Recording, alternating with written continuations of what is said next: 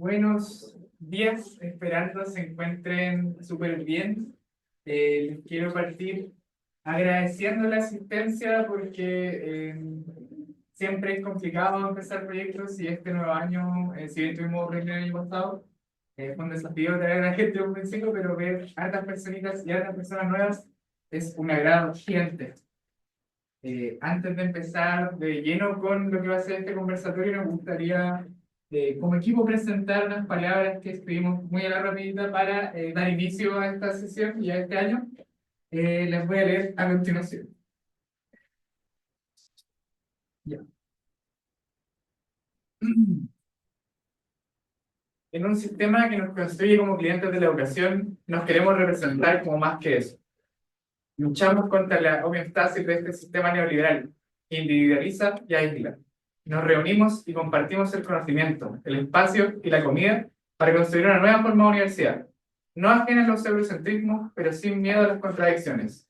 Nos apropiamos de los espacios que nuestra gente no tuvo el privilegio de imaginar, mucho menos de pisar.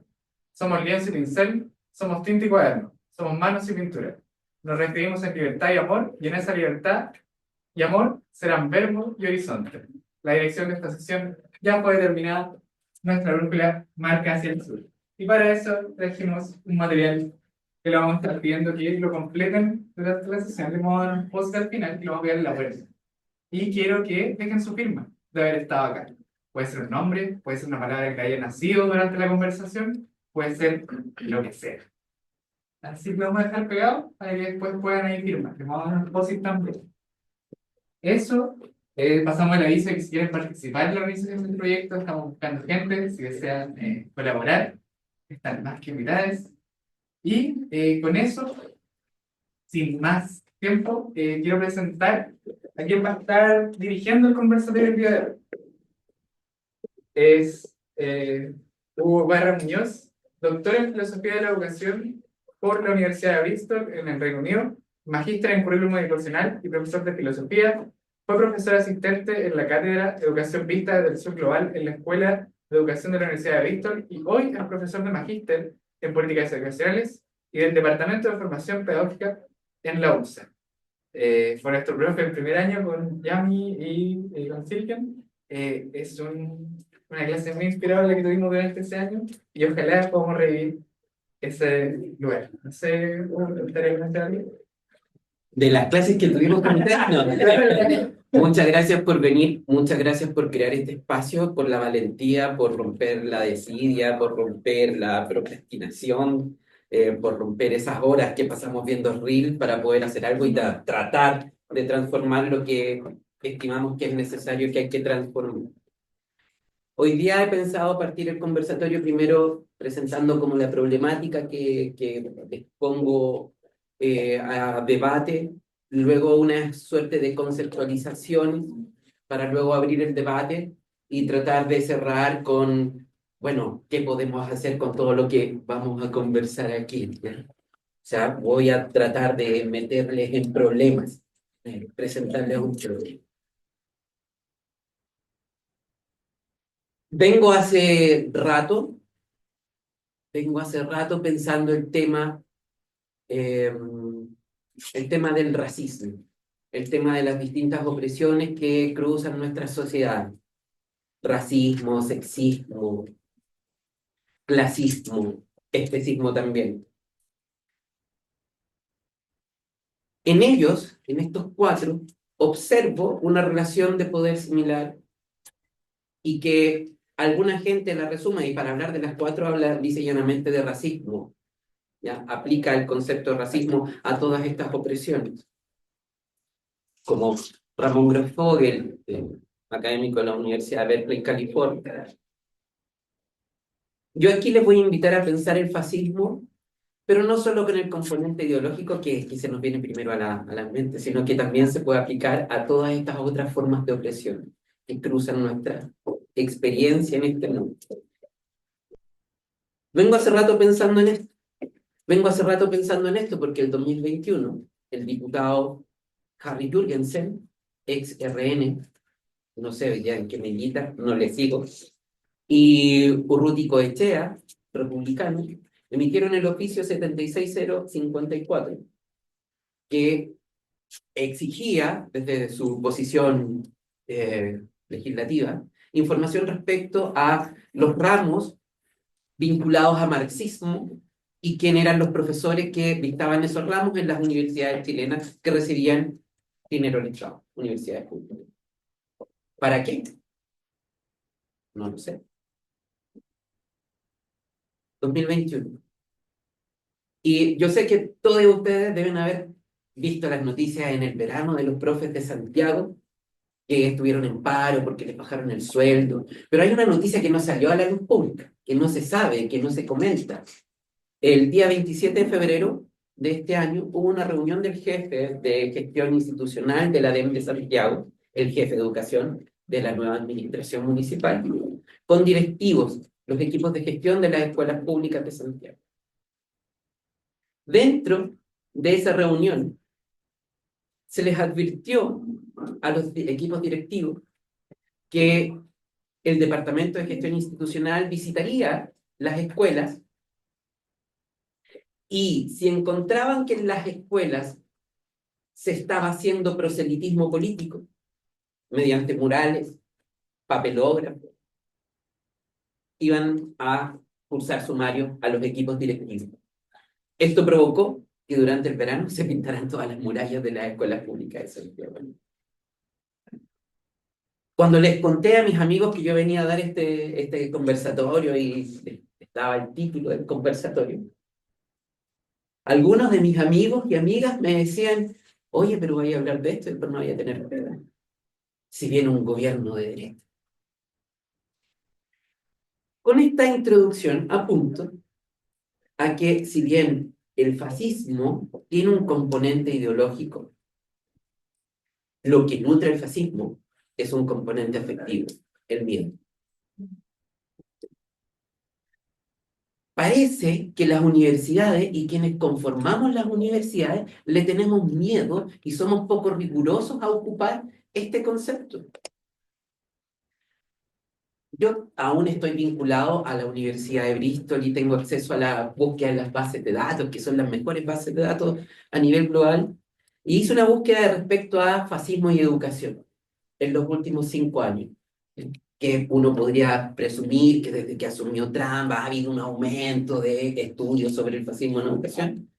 Pero me sorprendió que habían 130 entre libros y artículos relativos a este tema, pero que ocupaban otras palabras: posfascismo, populismos nacionales, populismos autoritarios, libertarianismo.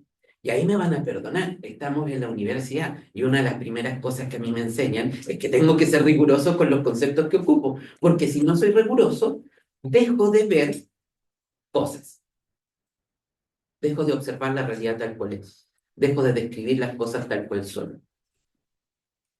Solo 30 documentos en los últimos años hablan de fascismo y educación. Estoy hablando a nivel global. 30 documentos. Imagínate, ya en Estados Unidos uno prejuzgaría que debieran haber sido cientos. ¿Ya? La persecución de lo latino en Estados Unidos, con centros de estudios latinos súper fuertes en Estados Unidos. Pero solo 30 documentos. Es una temática que nos tenemos que acercar. Si seguimos teniendo miedo, no vamos a poder avanzar. Cuando uno empieza a pensar esta temática del fascismo, ¿ya? Aparecen todos estos otros conceptos. Y más encima, quienes uno podría etiquetar con estos labels, con estas etiquetas, señalan que no somos fascistas. O sea, incluso hablan de irracionalidades en las conductas fascistas de antaño. No, nosotros no queremos andar matando judíos de nuevo. Intentan despegarse de los fascismos tradicionales.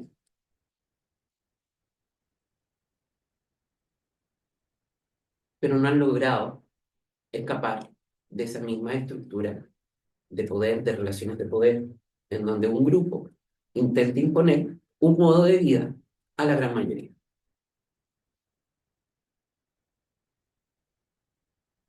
Lo peor de todo, que, a ver, yo no voy a entrar aquí a definir fascismo en términos históricos porque lo voy a dar por sentado y quiero avanzar.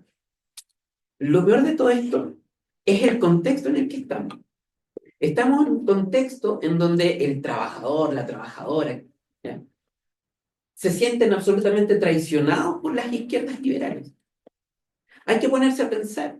Ni en dictadura había tanta libertad para expresar estos discursos racistas, de odio que tenemos hoy día. Entonces, ¿qué ha pasado? Que en los gobiernos de las izquierdas liberales se ha sido el caldo de cultivo perfecto para el surgimiento de estos discursos de odio. Una de las razones es que trabajadores, trabajadoras, se sienten abandonados por el Estado, traicionados por el discurso de la política, traicionados por la democracia. ¿De qué me sirve la democracia a mí? ¿De qué me sirve votar por una persona u otra si igual mañana tengo que trabajar? Acá el conversatorio. Sí, ¿de qué me sirve? Hemos perdido la fe en estos discursos de izquierda y esta situación, el trabajador empobrecido, trabajadora empobrecida, angustiado, por miedo a que no sé, a que sus hijos le tengan una calle, pues, que no voy a tener cómo pagarlo, o que tenga que endeudarme pagando con la tarjeta del supermercado X para poder llegar a fin de mes. En ese contexto de presión y de angustia, ha también configurado algo que los fascismos se han aprovechado y que han comenzado a construir,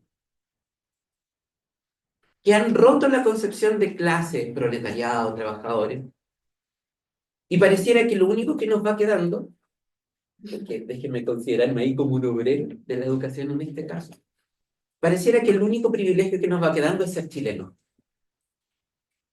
El discurso se comienza a configurar de esa manera, algo que te distingue de los demás.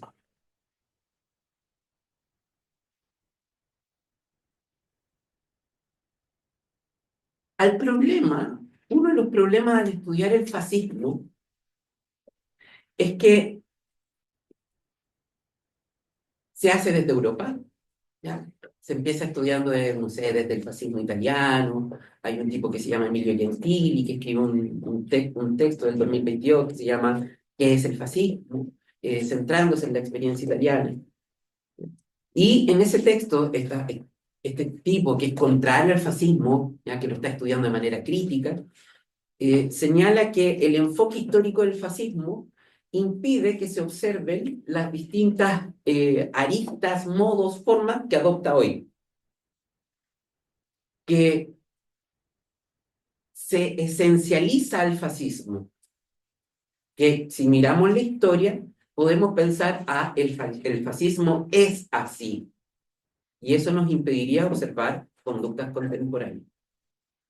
Hay un problema en esa lectura europea, porque si el fascismo es violencia, si lo esencializo, hay una crítica a la esencia y eso permitiría decir que hay formas neofascistas que no son violentas. Y eso es problemático. Y no es lo que se da en nuestras latitudes. Vuelvo a repetir porque vi tu cara ahí medio perdida. ¿Eh?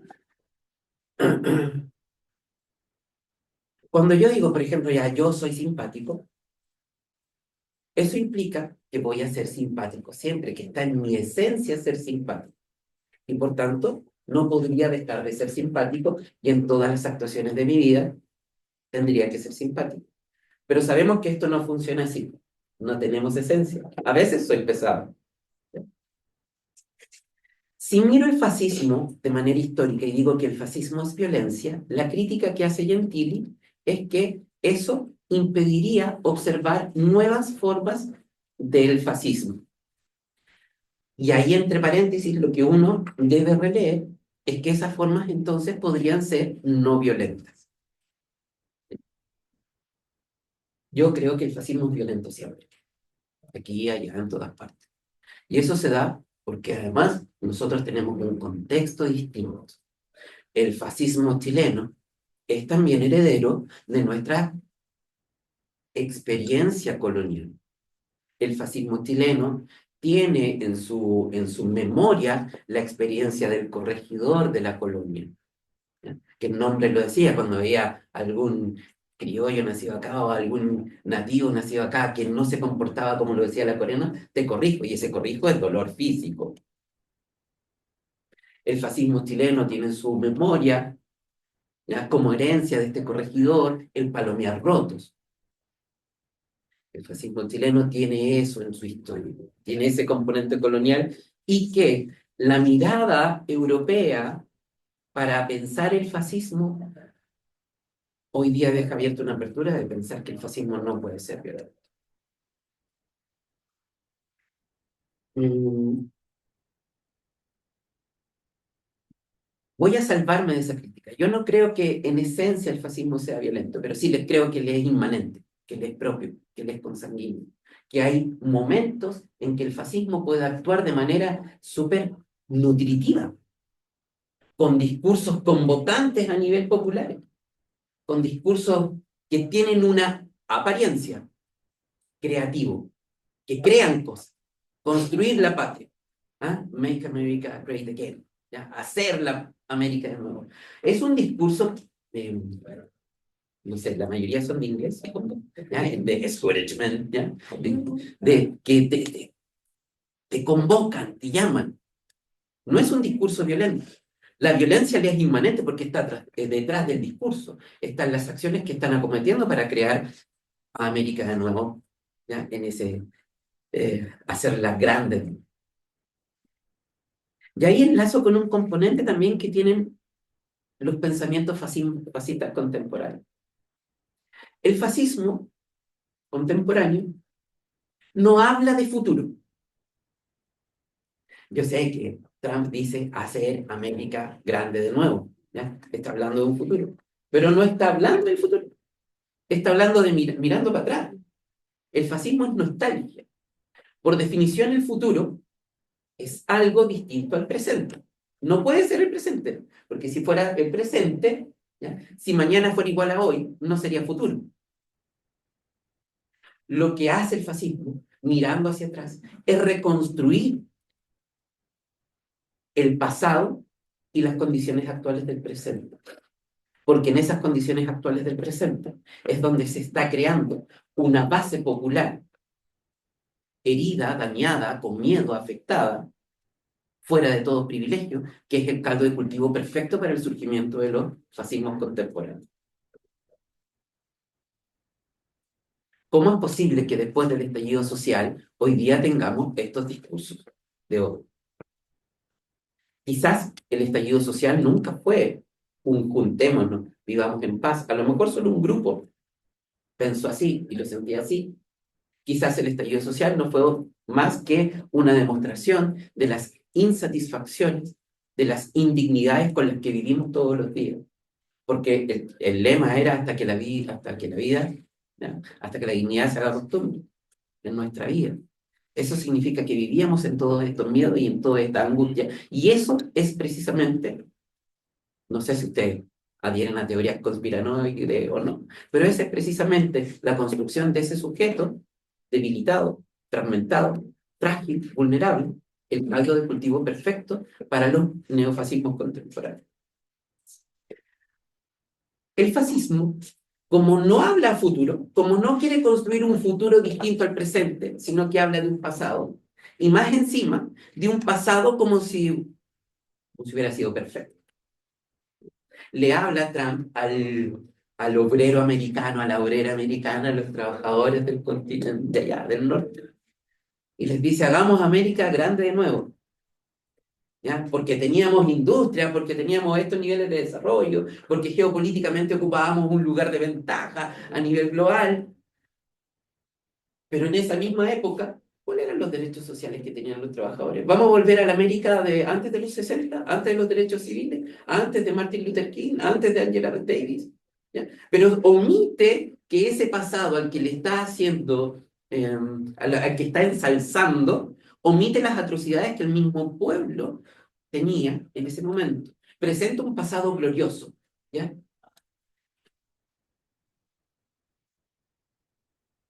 Y ese es uno de los principales peligros del fascismo. Porque hoy día, la verdad, a mí no me asusta que hayan ideas fascistas.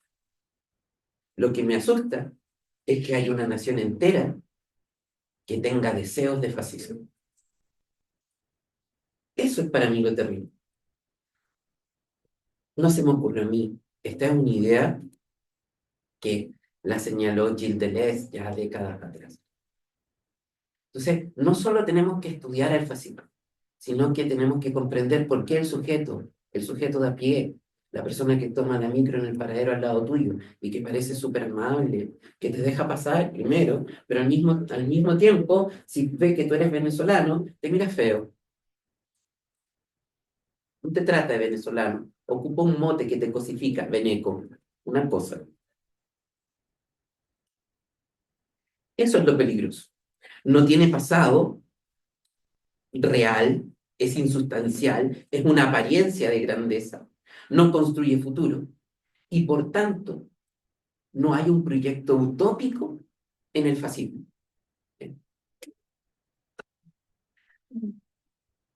¿Ven?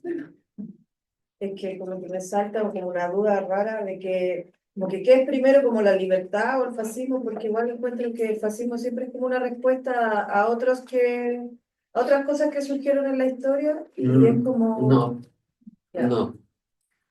No, Por eso me digo voy a que siento adelantar que un no, poco. ya. El fascismo de los 30 sí era reaccionario, sí aparece como una contrarrevolución, sí quiere detener procesos. Pero hoy día, ¿cuál es el proceso revolucionario? ¿Cuál es el proceso utópico que nos guía? Que podríamos decir el fascismo se levanta contra. Nada, no hay. No es un fascismo reaccionario. Por eso no tiene sustancia tampoco. Es un fascismo insustancial. Pero, por ejemplo, ahora todos podrían echarle la culpa a la izquierda, a lo que pasó, al estallido, ¿entiendes? Lo usan como una comparación. Es que ahí viene lo que mencionaba como si creemos en teorías conspiranoides o no, pero para que surgieran discursos neofascistas nuevamente y se dijeran de manera desvergonzada, era necesario crear un sujeto frágil, herido, hoy se me fue la palabra, eh, no, como emasculado. con odio, sujeto con odio y con miedo, Mm. sujeto con odio y con miedo. ¿Ya? Era necesario crear eso. Pero no es un discurso, no tiene un discurso. A ver, me voy a meter un poco en lo que va más adelante, pero si vemos las últimas noticias, ya, si vemos algunos debates o entrevistas, vamos a encontrar que ciertos personajes que, que proponen estas ideas de fascistas, de ultraderecha, se contradicen. Primero ya queremos que no haya voto extranjero, pero queremos que sí voten los extranjeros que paguen impuestos en Chile. ¿Ya? Dice, bueno, pero ¿que voten los chilenos o que voten los extranjeros? Puras contradicciones. Porque lo que hace el fascismo contemporáneo no es venderte una idea como eran los movimientos políticos antiguos, que te vendían una utopía, que había una consistencia, que había una propuesta. Eso no lo hace el fascismo contemporáneo. Lo que hace hoy día el fascismo contemporáneo es exacerbar tu estado de ánimo. Es lo único que hace, ni siquiera te da una respuesta a tu estado de ánimo. Te está diciendo, ellos son los culpables, ellos lo hacen mal, ellos nos tienen así, vamos, salgamos y echémoslo porque ellos son los culpables, ¿cómo lo vamos a echar? No importa, da lo mismo, echémoslo. Por eso es tan peligroso, porque es como irracional, como visceral. Es parte del fascismo contemporáneo. ¿Ya? No es revolucionario. Los fascistas, que se denominan libertarios, como revolucionarios de la libertad. La verdad es que no hay una revolución, porque la revolución significa acelerar procesos de cambio, y el fascismo no quiere cambio, no quiere futuro, no hay movimiento. Lo único que proponen son ajustes en esta realidad. ¿Y cuáles ajustes que señalan? Bueno, que tú, que eras de la minoría, de la clase media, que nunca es atendida, vas a estar mejor. Pero se quedan ahí, vas a estar mejor. Es un sueño. Por tanto, no hay futuro, no hay proyecto de futuro. Se presenta como una utopía, pero esta utopía, debemos ser claros, es una utopía perversa. Nos enseñan en la escuela que la utopía es algo irrealizable. Topos, sin topos, lugar, algo que no se puede concretar. Pero hay un pensador que se llama Ernest Bloch y señala que para que la utopía en verdad sea utopía, debe tener un componente concreto en la realidad. Debe haber algo aquí hoy que me haga pensar que esa utopía que yo tengo la puedo construir. Es posible. Y hay discursos utópicos que son, para Bloch, abstractos, que nada en la realidad existe que me lleve a pensar que eso es posible. En ese sentido, la utopía socialista sí es posible, mientras haya una persona que crea. Es como en El viejito Pascuero y la película, no sé, Los Guardianes. Mientras uno crea, va a existir. ¿Ya? Como, bueno, no voy a hablar más de películas que echaron el... Es posible, está. Podría haber esperanza. Pero esto en el mundo global de, por ejemplo, no tener extranjeros en tu país, de cerrar las fronteras, es abstracto. Es una utopía perversa. El problema está, y también lo dice Ernest Bloch, B larga L-O-C-H, es que las utopías son energizantes. Las utopías movilizan. Y movilizan porque avanzan, porque tienen una fuerza política, una función política que cumplir, que se da por la esperanza que hay atrás. Y ahí nos capturan. La esperanza. Sí. Sí. Sí. Eres nueve, micro, porque no sé si. Bueno.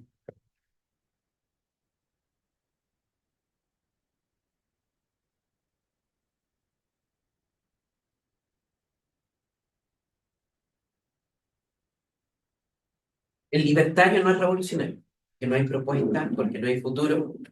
Y como no es revolucionario, el único papel que le queda, el único papel político, es el de agitador. Es lo único que puede hacer. ¿Y qué es lo que agita? Todas estas afectaciones, desde afectos, todos los afectos que hay en nosotros, que nos llevan a sentir miedo, odio, rechazo político. Eso es lo que debe hacer.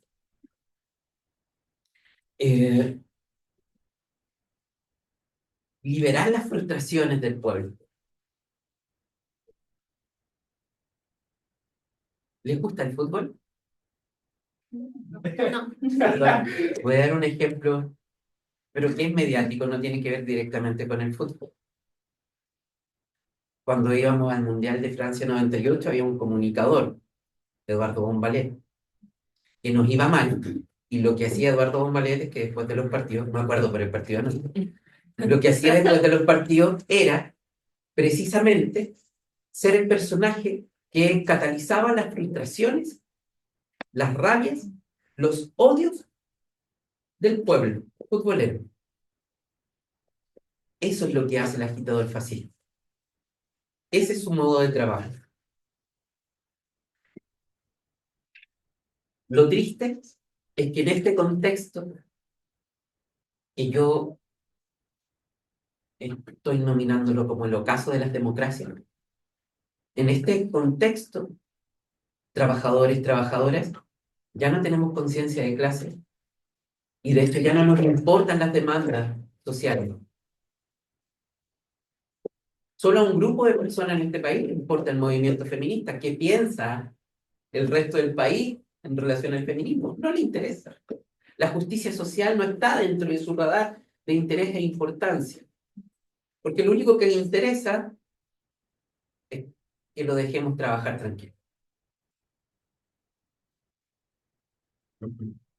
Y ahí, las escuelas, tenemos algo que decir. Dale, no, por favor, hablen, no levanten la mano.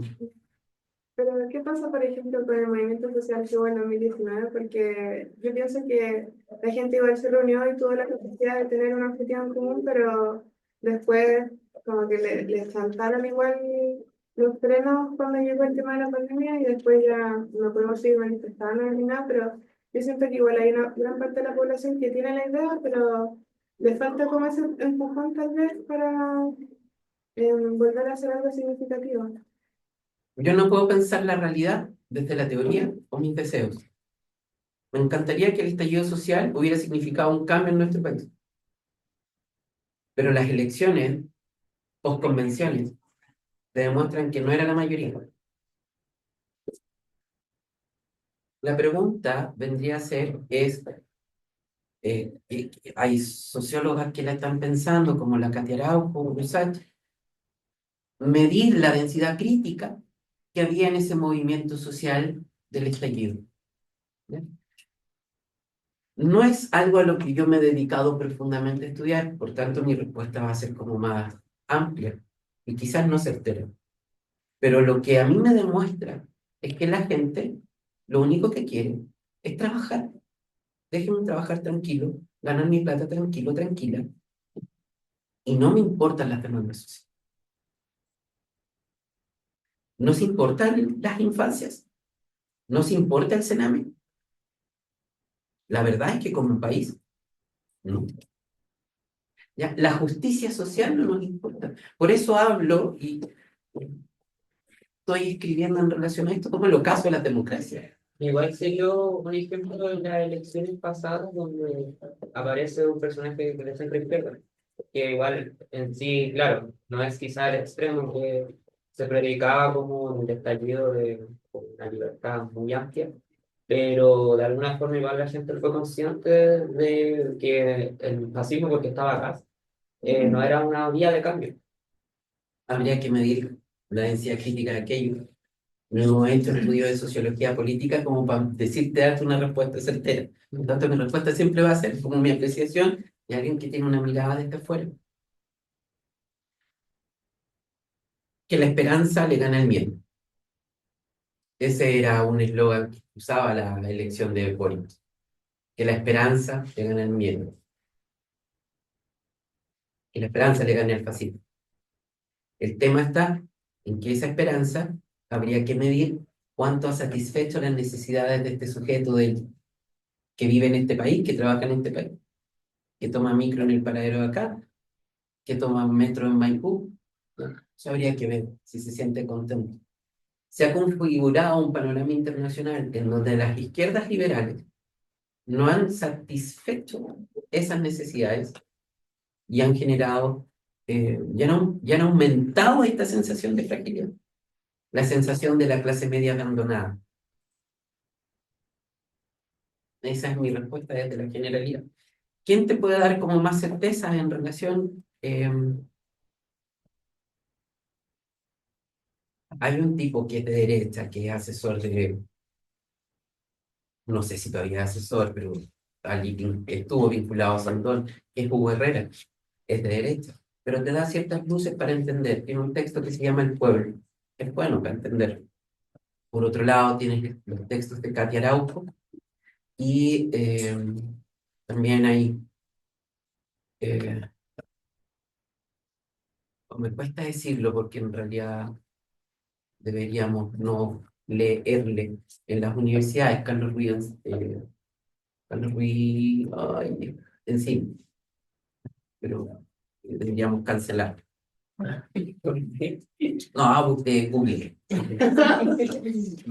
Ya. Ahí puedes tener luces respecto a eso, pero no me voy a carrillar.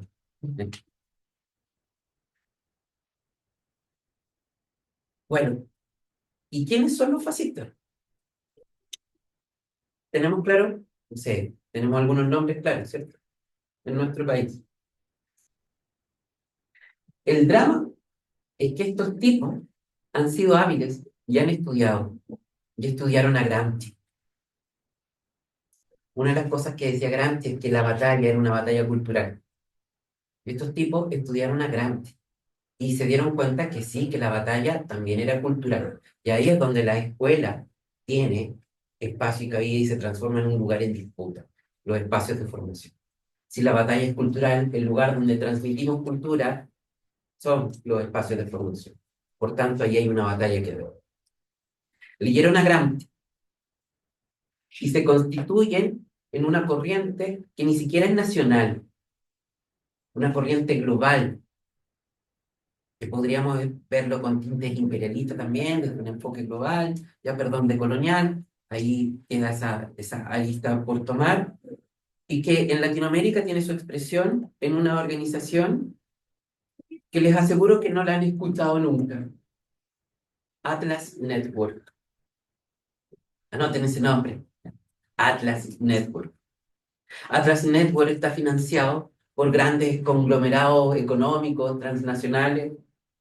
Pfizer, las vacunas, es una. ExxonMobil, Shell, Philip Morris, la tabacalera, Procter Gamble, ¿ya? Todos estos champús y cosas, financian esta agencia, que por ejemplo ustedes pueden haber escuchado en algunas noticias. Estaba el Tea Party en Estados Unidos, que apoyaba la candidatura de Trump, mujeres ultraconservadoras, ¿ya? Todo este conglomerado de nuevas iglesias evangélicas ultraconservadoras con despliegues políticos, ya recibe financiamiento desde distintas organizaciones, pero la que más incidencia tiene en América Latina es Atlas Network. El drama también, y aquí viene el componente imperial y colonial, que Atlas Network recibe también financiamiento desde el Departamento de Justicia de Estados Unidos. Hay un departamento que es el Endowment, ¿ya? El Departamento de Donaciones para la Democracia, es National Endowment for Democracy, que pertenece al Departamento de Justicia, y este dona dinero a esta organización, Atlas Network. El componente intelectual de Atlas Network, ustedes lo pueden encontrar en una editorial, tanto editorial de libros como editorial de revistas electrónicas, que se llama Latinus. Ahí está el pensamiento de ultraderecha, de las derechas populares, fascistas, ¿ya? Neofascistas. Uno de los editores de la revista Latinus dice esto, ¿ya? Para influir en la opinión pública es necesario evitar cualquier sugerencia de interés particular o intención de adoctrinar. Hacemos política, somos políticos, tenemos ideas, pero tenemos que aparentar que no somos políticos. Somos distintos a ellos. Y esto coincide con las experiencias de la escuela. Ustedes que están estudiando ya pedagogía en el PEDA deben haber pasado por ramos en que te dijeron que la escuela se pretende como un espacio aséptico de la política, como desideologizado, pero en realidad la escuela es la institución política. Este Atlas Network funda distintas escuelas, think tanks, y apoya personajes específicos. Personajes específicos que decidieron que la batalla era cultural. Esto lo dice Constanza Hube. Lo que tenemos que tener claro es que hoy día hay que dar una batalla cultural que es de mediano y largo plazo, y que nuestras ideas finalmente son de sentido común. Esas son ideas que tenemos que preocuparnos de poder instalar culturalmente. El espacio para instalarlo son los medios de comunicación, son las iglesias, son las escuelas. Esto lo escribe en el 2022, lo dice en una entrevista a Constanza Hube. Atlas Network tiene sus organizaciones, financia sus organizaciones aquí en Chile. Nombres: Instituto República, Libertad y Desarrollo, Sociedad Chile, Fundación para el Progreso, y el último, Ideas Republicanas, el think tank de ese partido. Lo curioso de todo esto es que Atlas Network financió las campañas de 6 constituyentes: Eduardo Cretón, Catherine Montealegre, Felipe Mena, Ricardo Neumann, Constanza Hube, Teresa Marinovich. Y además, vinculados a estos centros de pensamiento que reciben dinero, ¿ya?, de Atlas Network, tenemos a Marcela Cubillos, Axel Kaiser y Julio Isamí. Esta corriente de pensamiento necesita tener cierto sustento filosófico, ciertas ideas que lo adquieren de una filósofa que se afinca en Estados Unidos, pero que se afinca en Estados Unidos escapando de la Revolución Rusa, que se llama Ayn Rand. La historia de ella es que su familia, familia terrateniente, familia con dinero, eh, y que les quitan todo y los matan, y bueno, tiene un pensamiento anticomunista, quizás producto de esa historia de vida. No me corresponde a mí buscar aquello. Pero ella es la luz detrás del pensamiento fascista contemporáneo. Y ella escribe esto: cuando el bien común de una sociedad es considerado como algo aparte y superior, quiere decir que el bien de algunos hombres tiene prioridad sobre el bien de otros hombres, aquellos consignados en el Estatuto de Animales Sacrificados. Nosotros hacemos todo lo que hacemos por el bien común. Lo que está diciendo es que esa acepción del bien común acepta y permite que se sacrifique lo que quiere hacer algún grupo. O sea, puede haber un grupo sacrificado. ¿Ya? Es como el pensamiento de la guerra. Zonas de sacrificio. Entonces no nos vayamos tan lejos. Zonas de sacrificio. O sea, a mí me sorprende. Yo venía llegando de Inglaterra a Chile y de repente en las noticias, bueno, estamos en la zona de sacrificio de Quintero. ¡Yo iba a Quintero! ¿Cuándo ocurrió esto?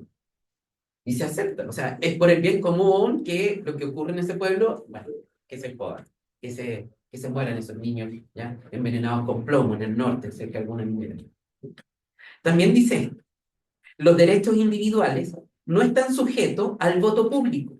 Una mayoría no tiene derecho a votar la derogación de los derechos de una minoría. Es un pensamiento altamente antidemocrático. Y ahí tenemos todo el discurso que escuchábamos para la convención, ¿ya?, de la dictadura de la democracia. Y teníamos a muchos constituyentes que nos decían, bueno, ellos porque son la mayoría que creen que no pueden aplastar. Bueno, Ayn Rand está ahí detrás. Estas ideas en Latinoamérica ha hecho que, por ejemplo, en Brasil hayan 13 agencias vinculadas a Atlas Network. Argentina tiene 12 y en Chile hay 11. Que tienen posiciones en toda Latinoamérica, en Centroamérica también. ¿Qué es lo que promueven estos centros de pensamiento vinculados a Atlas Network y que sostienen a los partidos fascistas? Primero, el animismo de la economía. Si la economía tuviera vida, por eso hay que cuidarla. No importa que tú necesitas dinero para llegar a fin de mes, porque tenemos que cuidar la economía. Por eso no vamos a hacer más retiro. La economía es importante. La sacralidad de la propiedad privada. Encargarse de desacreditar y encorsetar a las democracias. ¿De qué nos ha servido el Parlamento hoy en día? Deberíamos cerrar el Parlamento. Ya estos congresistas no hacen nada. Se nutren de estos.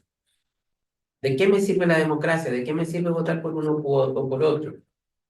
Se nutren de estos. Y de encorsetar la democracia. Es decir, este gobierno quiere hacer algo, no los dejamos. La oposición, la actual, bueno, no sé si centro-derecha, nomínenlo como ustedes quieran, cuando quiere hacer algo y quiere, obviamente, que tiene más cerca a Republicano o al Partido Nacional Libertario, que los tiene más cerca, se restan de negociar con la derecha para obligar que la derecha, la centro-derecha, negocie con la izquierda para, es que no son derechas, ellos son de izquierda. La socialista Matei, que negocia con Boric. ¿Ya? Encorsetar las democracias y establecer un enemigo claro. Hoy día estamos en el desplazamiento de, bueno, se instaló la delincuencia, ¿ya?, al delincuente como enemigo, y esto se desplazó a que la delincuencia existe, este enemigo existe y viene del extranjero. Necesita todo esto para poder desplegarse políticamente. ¿Y cómo se mueve políticamente? ¿Cuáles son las técnicas que ocupa? las fake news,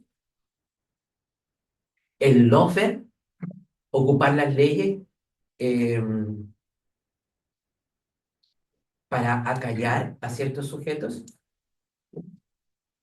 ¿Vale? Que igual es cuático lo que está diciendo, porque al menos yo lo he visto representado en gente como nosotros, así como clase media o clase baja, diciendo que no sé, que he escuchado comentarios así que no, que a todos los delincuentes les tiraría una bomba y que se murieran todos. En vez de, ¿cómo se llama?, generar un cambio de raíz, realmente. Y eso lo encuentro como muy, no sé, totalitarista también, como que la gente esté pensando de esa forma. Con mi general no pasaba esto. Un pensamiento nostálgico e irreal, porque con el general había muerte, había muerte y violencia en todos lados, pero eso no se dice, ¿ya? Y las escuelas, que allá quiero llegar, las escuelas son los productores de este sujeto frágil, violentado, ¿ya? Entonces estoy haciendo como toda una problematización para llegar para allá. Está el lofer y el silenciamiento, como ha ocurrido fuertemente en Brasil, ocurrió en Brasil. La desaparición de muchos activistas sociales. Esos son los mecanismos que está ocupando. Ahora, es curioso esto, porque tienen este componente nacionalista, ¿cierto? Pero financiado por Atlas Network. Y cuando asume Milei en Argentina, hay una foto que ustedes la pueden googlear de casa en Argentina, rodeado con esta gente de Atlas Network, en donde atrás sale Alex Chafuen, un multimillonario argentino que es el hombre fuerte en Atlas Network, Santiago Abascal, que es el líder del Vox en España, Vox, cuyo objetivo es crear la iberoesfera, o sea, el imperio español de nuevo, ¿ya? Y nosotros vamos allí, ¿ya? Chilenitos, vamos allí, y con casa. Entonces, está allí la información. Pareciera que también en las escuelas y universidades no queremos contar. Ahora, todos estos discursos en educación, en los espacios de formación, vamos ya al grano en eso, desembocan en esto. Hay no sé si ubican a Steve Bannon, un empresario detrás del QAnon y detrás de las campañas de Trump, que tiene tres ideas principales que él ataca, con las que él ataca en los sistemas educativos. Primero, que las escuelas públicas son inseguras y nosotros instalamos aulas seguras. Pero al momento de instalar aulas seguras, al momento de decir que queremos escuelas más tranquilas, también estamos diciendo que nuestras escuelas son súper inseguras. Que no queremos mandar a nuestras escuelas. Esto ha hecho que en Estados Unidos haya crecido el homeschooling. Entonces tenemos que pensar, estas ideas fascistas quieren aislarnos, quieren individualizarnos, que no colectivicemos, entonces nos quieren educar solos en nuestra casa, a través de una pantalla, por el Zoom. A esa educación vamos. Porque la escuela les es peligrosa. La educación les es peligrosa. Ya voy a llegar ahí.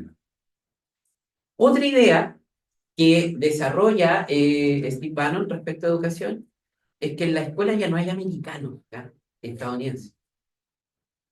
Hay puro migrante. Está lleno de mexicanos. Y lo mismo nos pasa a nosotros. No, si en la escuela pública ya no hay chilenos, po. No están. Y esto instala una crítica a todos los discursos de multiculturalidad existentes, hoy día los de interculturalidad que intentan insertarse, y también una fuerte crítica a la teoría crítica de la raza, ¿ya? A toda esta idea de que hay que romper con las odiosidades vinculadas al racismo.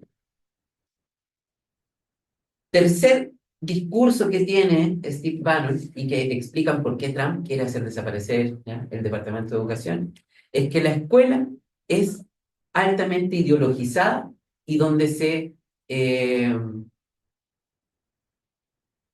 se esparce el marxismo cultural. Todos los profesores son rojos, Entonces, hay que desideologizar a la escuela. Por otro lado, tenemos a Santiago Abascal de Vox, que también tiene 3 discursos muy fuertes que ha instalado en el pensamiento latinoamericano en educación. 4. La escuela es pervertida.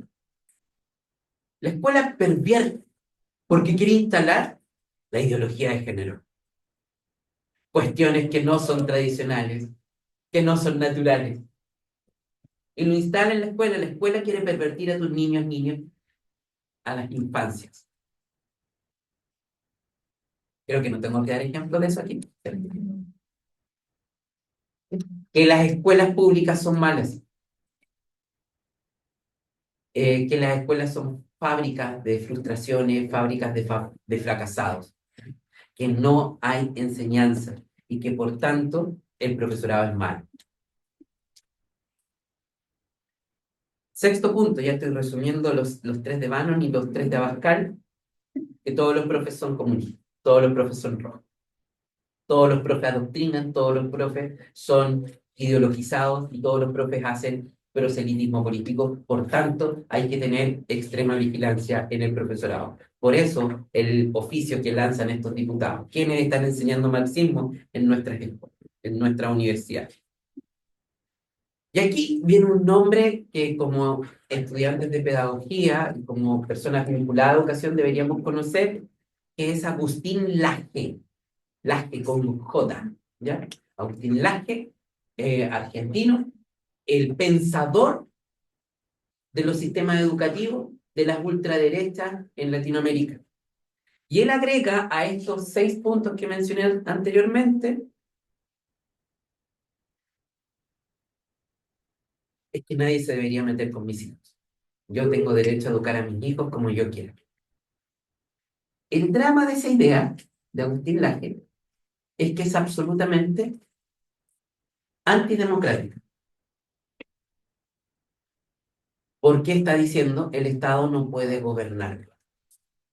¿Ya? Y que el Estado, la mayoría, no tiene por qué obligarme a escoger lo que yo quiero educar en mis hijos. Pensémoslo como apoderados, como una mamá de corriente de Chile. Las escuelas son inseguras, manda a su hijo a escuela pública, ve que sus escuelas están llenas, o le dicen, perdón, no ven, le dicen que las escuelas públicas están llenas de peruanos, venezolanos, colombianos. Comprueba el discurso mediático, comprueba cada una de estas cosas. Esto constituye a una apoderada absolutamente antidemocrática. Yo no quiero que a mi hija, hijo, hije, le enseñen ideología de género, quiero yo enseñar. Y eso tiene un montón de matices, ¿no? Si yo no tengo ningún problema como la homosexualidad, pero quiero que sea así. Matices que igual responden a esa escritura de hoy.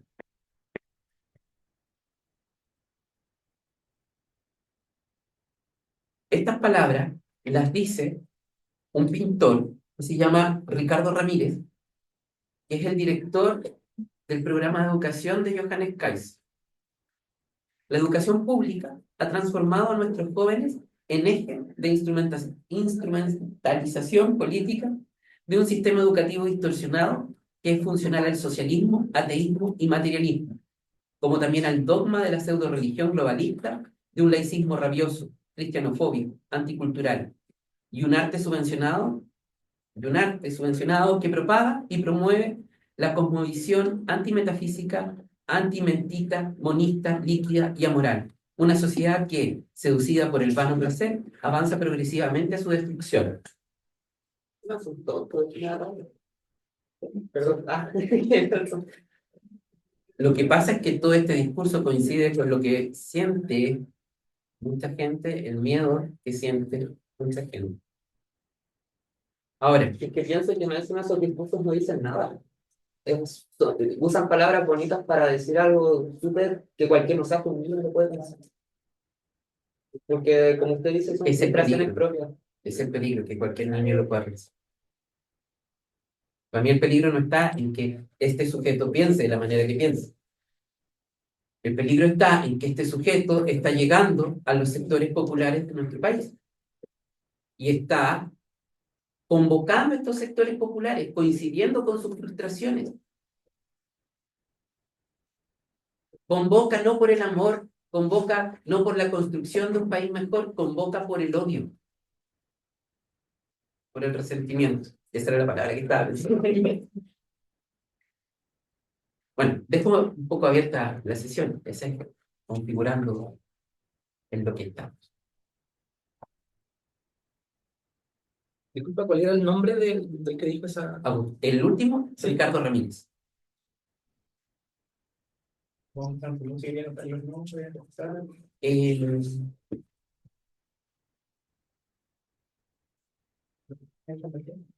Profe, sí, Rumón no es profe.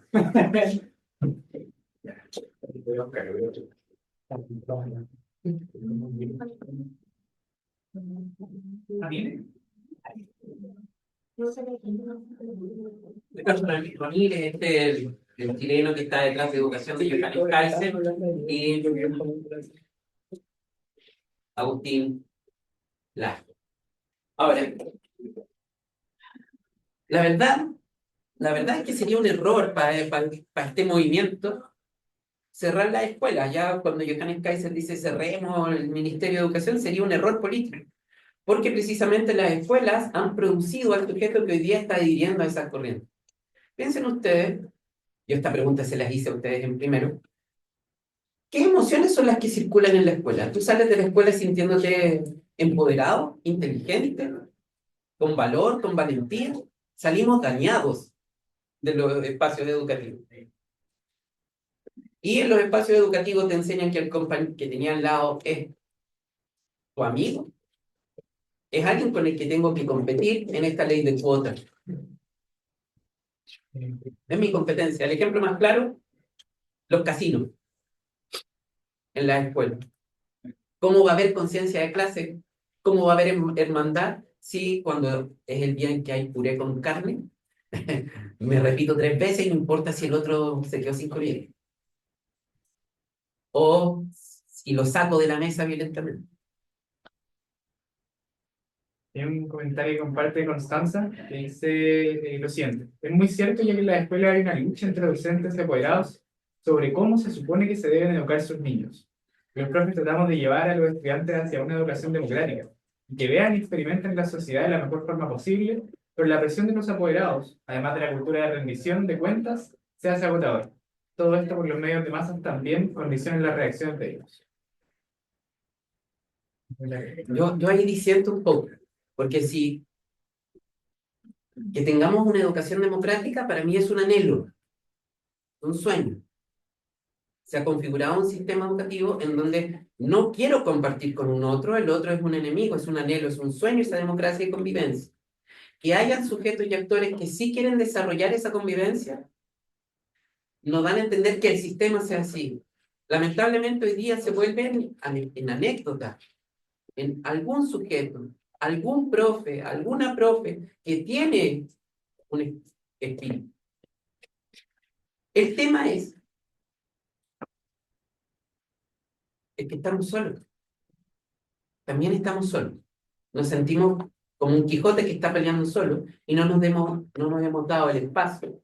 Profesoras y profesores que tenemos este punto de vista o que queremos una educación diferente, que no construya estas odiosidades, de juntarse, reunirse y construir juntos. El fascismo, si yo digo que el fascismo es una ideología y lo ataco en la escuela, lo que voy a hacer va a ser atacarlo en las esferas de las ideas. El fascismo tiene un componente ideológico, pero el fascismo es afectación, el fascismo es sensibilidad. El fascismo es crear en la escuela esta sensación de miedo, soledad, vulnerabilidad. Y la solución no pasa porque yo haga clases fascistas, clases en que defina el fascismo. La solución pasa por tener prácticas que generen afectaciones absolutamente contrarias a esa. Que evaluar no sea más angustiante. Yo le decía a mis estudiantes que evaluar no cause dolor. Aprender no puede significar sufrimiento. Porque si aprender es sufrimiento, si en la escuela yo hago eso, estoy construyendo este mundo basado en las odiosidades frente a otras. Entonces es mucho más sencillo. Es crear, es hacer que mis estudiantes se sientan amados, que existen, que son valiosos en términos individuales, pero que esa individualidad es parte de una comunidad. Que si una de mis estudiantes se siente agredida, entonces todos debemos estar agredidos, todos debemos sentirnos así, compartir sentimientos, prácticas, esas serían prácticas antifascistas. Ahora, para mí, sí es utópico construir escuelas antifascistas, porque como dije hace un rato atrás, la utopía se construye cuando hay un componente en la realidad que te permite hacerlo. Y si están estos agentes anecdóticos, si hay un profe, una profe en algún espacio remoto que quiere construir sociedades, países, personas distintas. Y esas me dan esperanza. Ahora, quienes tienen un pensamiento de que busca esta educación distinta a otra, deberíamos pasar a la actuación política, que es de convocar, reunirnos y ver qué hacemos. Construir entre todos un proyecto pedagógico que es un proyecto de sociedad distinto. Hay una pregunta de Isis Foster. Buenas tardes. La pregunta es muy potente, yo creo que será un poco difícil tener respuesta quizás, pero es ¿cómo iniciar cambios de esta visión ultraderechista? ¿Qué estrategias se están usando en Chile u otros países?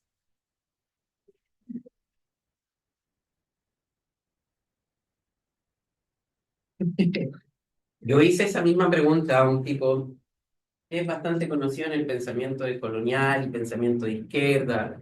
Fue invitado a asesorar a la Convención Constitucional en este tema de la plurinacionalidad, que es Boaventura de Sousa Santos. Entonces, voy a ser hábil y voy a responder con las palabras de él. Lo único que nos queda es la resistencia, lo único que estamos haciendo es resistir.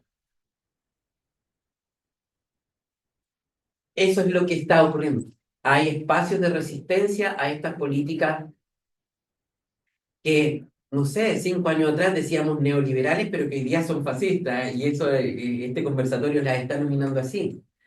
Lo que yo invito, ¿ya? Y lo que también están haciendo ciertos activistas políticos e intelectuales es convocar. Por eso surge el Foro Social de Sao Paulo, convocar, unir, juntarnos. Esas son las cuestiones que podemos hacer en términos políticos, pero yo no me quiero quedar en eso. Trabajo formando profesores. Y si yo formo profesores y les digo, sal a transformar la educación que tiene esta estructura fascista, la verdad es que te vas a frustrar y te vas a salir del sistema. Porque es muy fuerte cambiar. Lo que yo les invito es que este proceso revolucionario de cambiar la educación a una educación antifascista, primero parta por dentro, en términos individuales. Asegurarme de que mis clases no dañen a mi estudiante, que los hagan sentir amados, amadas, valorados, queridos, inteligentes. Que sepan que aprender debería sentirse como un goce. ¡Wow! Esto era así. ¿Ya? Que me imagino, como la gran mayoría de ustedes son estudiantes de inglés, la primera vez que soñaron en inglés. ¡Ay! La mente está allá, ¿no? Un goce placentero. Mientras no hagamos que nuestras prácticas, cada uno del profesorado, nuestras prácticas no provoquen eso, estamos fritos. ¿Ya? Entonces hay dos vertientes. Hay una vertiente que es política social, que es convocarnos. Y la otra, que es una batalla más a largo plazo. Aquí, a ver, aquí hay una propuesta que es lo que estoy trabajando, ¿ya? Al fascismo hay dos maneras de combatirlo, de una manera táctica y de una manera estratégica. De una manera táctica significa de una cuestión operativa aquí y ahora. Aquí y ahora nos tenemos que convocar, juntarnos, hablar de lo que es el fascismo, hablar de lo que está produciendo, un poco para quitarnos el miedo de que no estamos solos cuando venga el fascismo. Y la otra es estratégica, a largo plazo. Y esa a largo plazo pasa por cambiar las escuelas y las experiencias y afectaciones, emociones que estamos dando en la escuela a nuestros estudiantes. Esa es a largo plazo. No se trata de combatir solo el fascismo aquí y ahora, se trata de impedir que vuelva a crecer. Esa es la verdadera batalla, ¿ya? Esa es la batalla cultural que estamos perdiendo, que el pensamiento de ultraderecha fascista lo comprendió. Nos están ganando la batalla cultural, porque están generando en estas políticas de evaluaciones de alto impacto, ya de rendición de cuentas, lo que están generando es angustia, ansiedad, estrés, anomias en las escuelas. Entonces tenemos que actuar estratégicamente para evitar todas esas afectaciones, ¿ya? Se trata no de matar el fascismo, sino que se trata de matar el deseo de fascismo.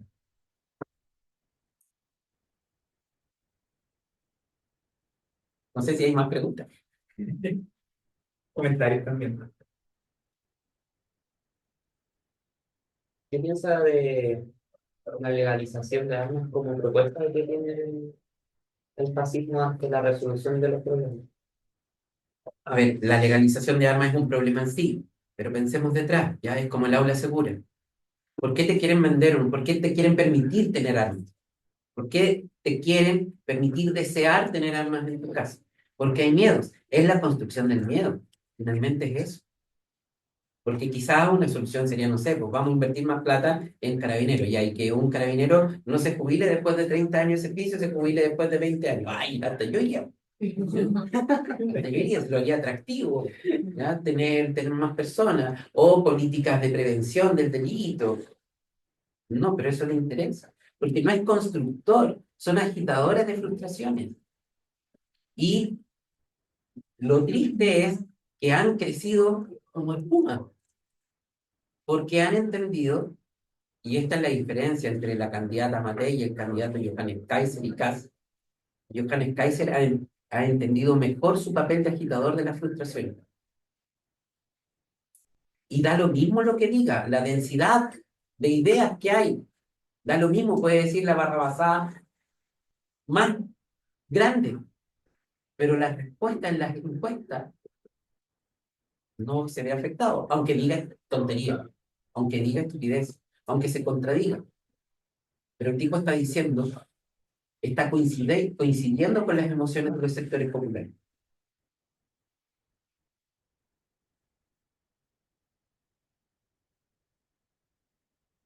Estamos callados, callados, callados.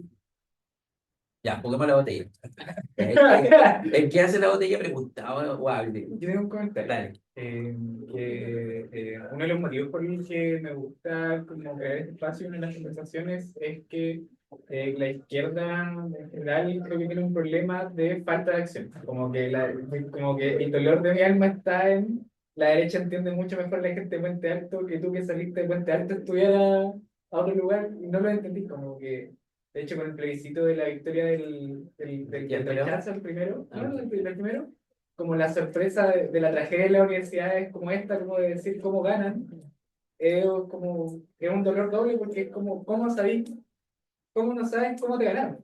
¿Cómo no sabéis cómo la derecha comió las poblaciones, cómo la derecha llegó más lejos que tú, cómo la gente, como de estos conversos como Evangelio, llegan a entrar más profundamente y dan mejor apoyo que las familias? Y, y si bien esta es mi creencia personal, yo creo que la lógica tiene que ser menos bibliografía, más meterse como clase en las poblaciones. No sé cuáles son los límites de eso y quería saber cuál sería como tu visión sobre esto. Y la respuesta está en la memoria de cada uno de nosotros. Porque lo que más recordamos con cariño en nuestro paso por las escuelas, espacio de formación de sujetos, es la preescolar.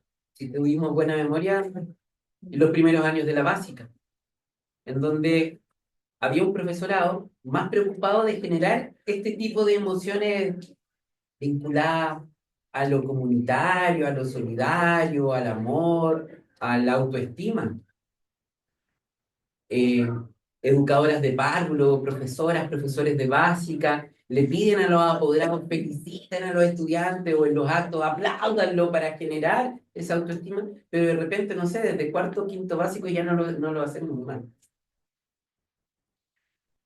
Lo que hace la educación popular, lo que hacen las escuelas comunitarias, es un poco rescatar la generación de estas emociones y sensaciones que hay en lo preescolar, en los primeros años de básico. Ahí hay una vía de solución, ahí hay una vía alternativa, ahí hay un modo de hacer.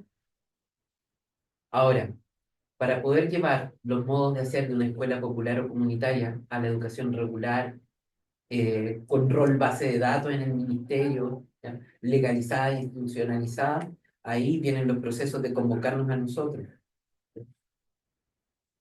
No es tan fácil. Pero uno siempre, como profe, tú puedes generar esas actuaciones en tu clase, en tu práctica. A mí lo que me produce extrañeza que ahora pienso es como cómo se puede como desdibujar como esa frontera entre pensamientos como antifascistas y fascistas. Como que yo he sentido así ahora últimamente. Gente como que tiene Ya, un discurso más izquierdoso hasta anarquista, puede tener un discurso que llega al fascismo. ya, esa es una crítica que se le hace a la... A ver, no existe en propiedad una pedagogía antifascista, ¿ya? Hay corrientes filosóficas antifascistas que se vinculan a educación, y hoy día hay algunos, muy pocos tipos que están tratando de generar una teoría pedagógica antifascista, ¿ya? Y una de las críticas que observan a la pedagogía antifascista es que también ideologizan, también imponen, ¿cierto? También empata en esta estructura de poder. O sea, si yo critico que me instalen esta afectación, también debería criticar que instale esta otra afectación. Esa es una crítica. Pero la verdad es que esa crítica, en términos muy personales, a mí no me importa. Porque yo no quiero pensar si una de estas pedagogías fascistas o antifascistas es mejor que la otra, porque son categorías subjetivas. Lo que a mí me interesa es pensar cuán riesgoso es. Y para mí es mucho más riesgoso que sigamos generando deseos por fascismo en las escuelas a tener actuaciones en donde yo le diga a mis estudiantes, ¿sabes qué? No tienes que odiar a otro, sino que deberías tratarlo con amor. Y tenemos a críticos, pensadores críticos que están diciendo, oye, que tú le digas a un niño que tiene que tratar a otro con amor, también es imponerle algo. Bueno, las pinzas, no me importa. Porque yo considero más riesgoso lo otro. En términos políticos no podemos pensar qué es mejor o no, porque son categorías muy subjetivas. Lo que debemos hacer es pensar en el riesgo asociado a una actuación y otra. Y yo encuentro mucho más riesgoso la otra. Lofer. Esa crítica es parte del Lofer. Ay, pero si tú no eres anarquista y querés tener escuela, querés imponer ideas, entonces no eres anarquista. Y como que uno se entrampa. No, pues hay que salir de ahí. Hay que responder, bueno, si no hago algo, ¿qué va a pasar? ¿Qué es más riesgoso? ¿Lo hago o no lo hago? ¿Ya? Tenemos que salir de allí porque es una trampa. Es una trampa que nos pone la ultraderecha, el loco. Nos dicen, bueno, tú no eres democrático, entonces tienes que aceptar que hay un partido fascista. Porque utilizan la democracia a su propio beneficio para atraparte también a ti. Lofer. Hay un comentario de Ixet, nuevamente dice, es interesante lo que menciona sobre cómo la derecha comprendió que la batalla es cultural.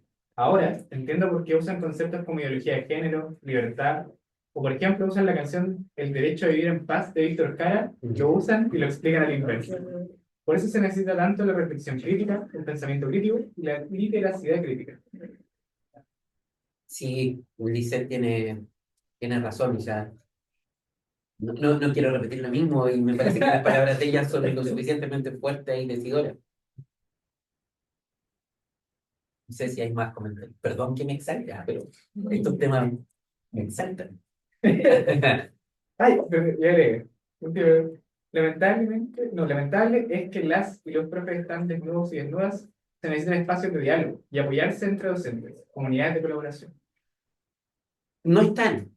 O sea, la institución que podría convocar al profesorado, el colegio de profe, creada en dictadura, no hemos vuelto a retomar lo que era el SUTE, que era la unidad sindical previo a la dictadura. Entonces, no hay espacios de reunión entre el profesorado, más aún en una lógica en donde el profesorado compite. O sea, mientras tú tengas una cuota para profes que puedan ser niveles expertos en la escuela, te hacen competir con el otro, te clasifican en categoría. Es un sistema que está hecho para individualizarte y más encima precarizar cada dimensión de tu vida. Porque también, porque también el profe cae en este deseo fascismo.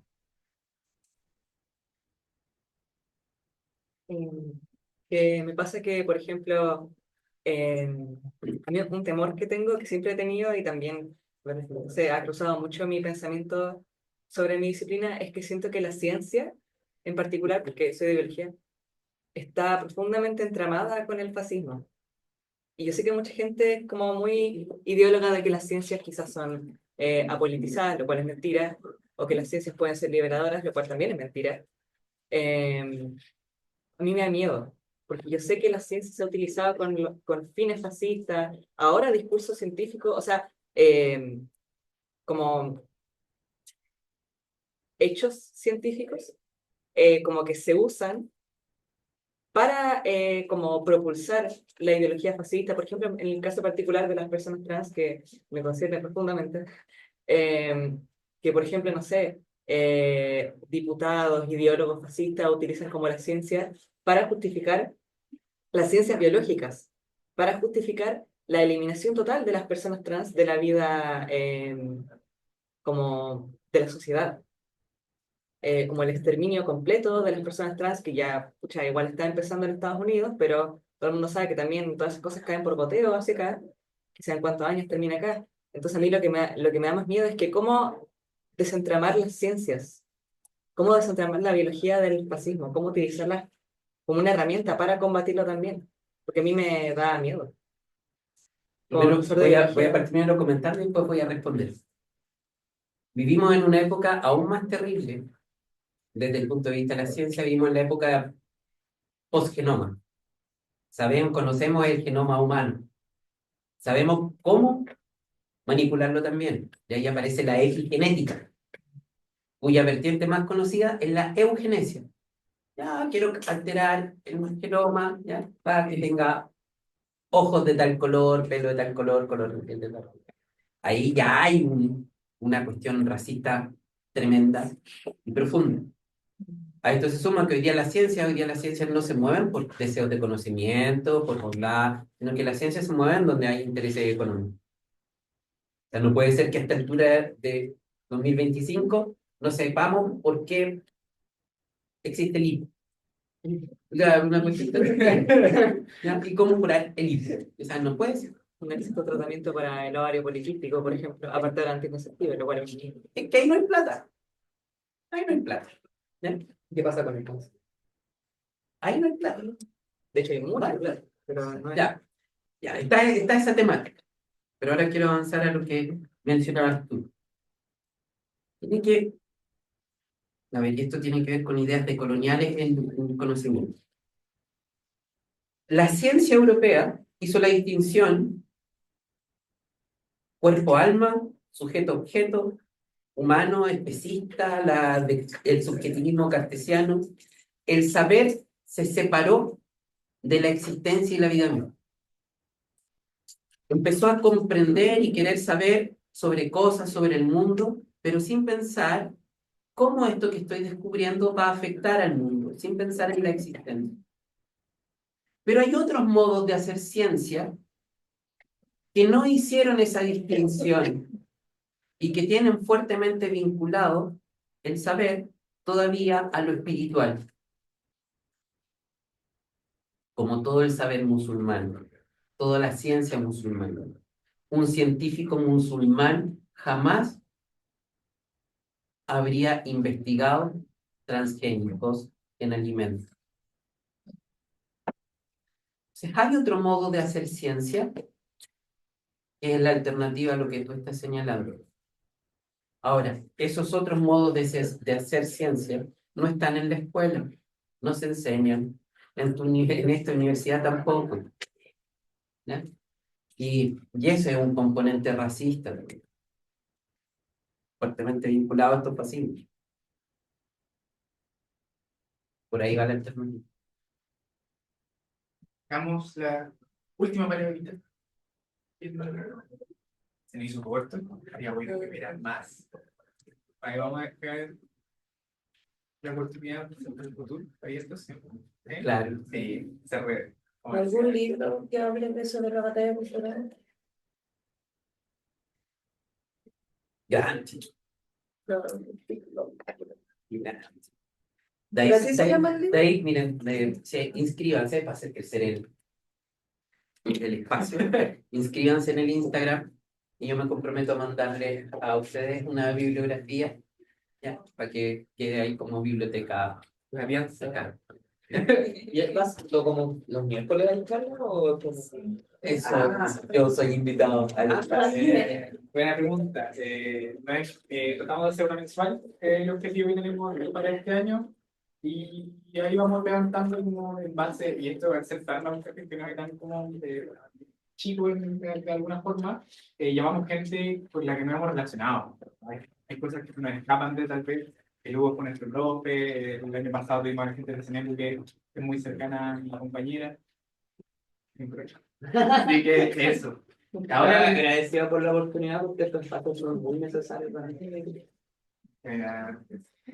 Bueno, un aplauso para Hugo, un aplauso para ustedes. Compartimos ahora, como fue acuerdo al principio de la sesión, en la puerta pueden ver un póster que dice nuestra propia marca hacia el sur, y esta es para que firmen en palabras, comentarios, para que hagamos que no haya sido solo esta reflexión, solo una conversación, sino que también sea algo físico que podamos ver y compartir con el resto de la comunidad y el resto del espacio. Gracias. ¿Hubo palabras para...?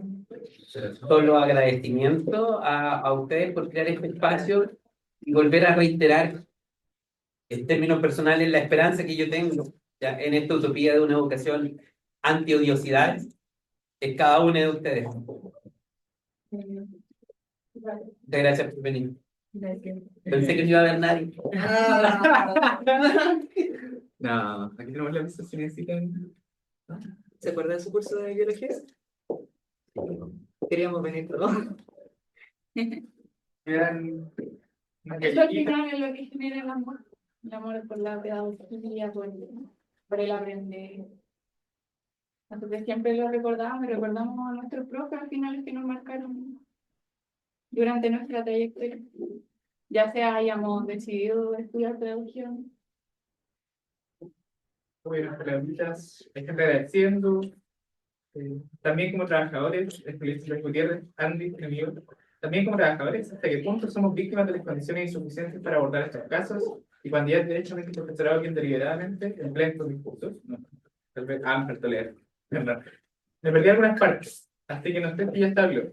Pero ¿consideras que el caso del joven autista y su profesora pueda ser utilizado para la promoción de discursos capacitistas en educación, similar a lo que ya piden que vuelva a la selección en los colegios?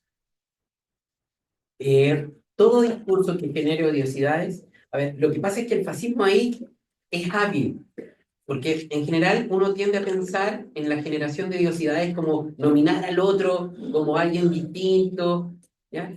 Como un discurso negativo. No quiero a ese en la sala, ¿ya? Pero el fascismo también tiene una cuestión seductora, lamentablemente, que cuando yo digo ese es el otro, también estoy conformándome a mí. Ah, pero yo no soy ese otro, yo estoy en la centralidad. Yo sí puedo estudiar aquí, yo sí puedo ser aceptado. Por tanto, todas estas situaciones van a ser utilizadas para generar que la escuela no es segura, que los profes no están capacitados, recordando las siete discursos del neofascismo en la educación, y sí van a ser utilizados. Ahora, habla ahí el compañero de las ideas capacitistas. Y esta, bueno, tiene que ver con una larga data de cómo las escuelas han entendido los espacios de inclusión, de acoger al incapaz de poder hacer algo y lo que tiene que hacer la escuela es capacitarlo.